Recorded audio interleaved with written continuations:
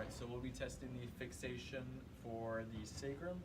Indicator for this is going to be weakness bilaterally of the neck extensors. So we'll have the patient look to the left, test, and the neck extensor will be weak, and then we'll have the patient look to the right and test, and the extensors will be weak. We'll then therapy localize the sacrum. So go ahead and place your hand back here, and then we'll retest. So look to your left, and that will be strong, and then we'll look to the right, and that will be strong. Next, we'll find which side or which side of the sacrum is more restricted. Next, we'll test which side is we'll test both sides inferior to superior. If the restriction is on the same side, we'll treat that as a base posterior on that side. If the indicators are opposite, we'll treat the side that's restricted I to S as a anterior, and we'll place the posterior side down to the table. Then I'll show the adjustment. So if this restricted is on the left and restricted I to S on the left, we'll treat this as a posterior and adjust like that. If the restriction is on the left and the I to S restriction is on the right, we'll have the patient go right side down. Face me. Sorry, left side down.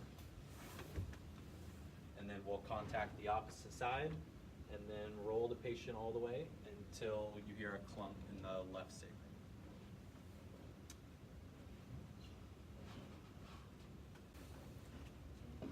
All right, so next we'll be checking the one of the 5 factors, the CSF, using the QL muscle test. So first we'll test the QL, and the muscle will test weak.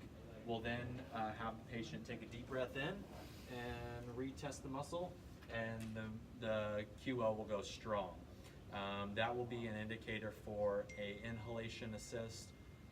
So we would treat the CSF, we would go to the mastoid. We would then find an indicator muscle. So it is the pec clavicular. We'll do a rebound challenge on both mastoids, and we'll find which one of the mastoids causes the patient's indicator muscle to go weak. After that, we'll treat the side that goes weak for 4 to 5 times, 4 to 5 pounds of pressure for 4 to 5 seconds. And we will do the treatment going P to A with the patient's inhalation. And then after that, to confirm that it's been fixed, we'll retest the QL. So we will test, and it'll be strong. We'll have the patient take a deep breath in, test, and it'll be strong.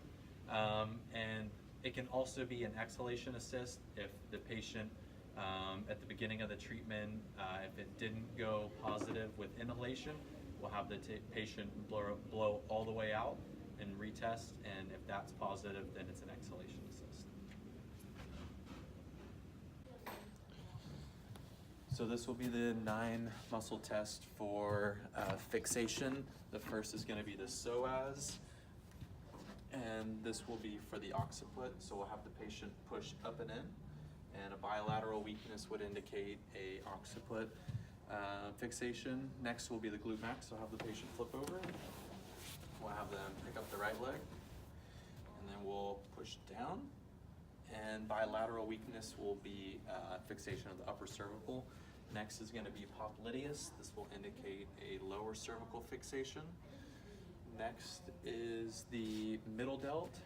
So we'll have the patient come back, and then we'll push, and this will indicate a lower cervical fixation. The teres major. So we'll have the patient put their hands on the back of their, and then we'll test. And then bilateral weakness would be a thoracic fixation. The next will be the lower trap, and this will be a TL junction fixation. And then neck extensors. So I'll have the patient look straight up, and then we'll test. This will be a midline fixation in the lumbars, rotation to the left. Unilateral weakness of rotation is an SI fixation, and then bilateral rotation weakness to the left, and then to the right, and then to the left.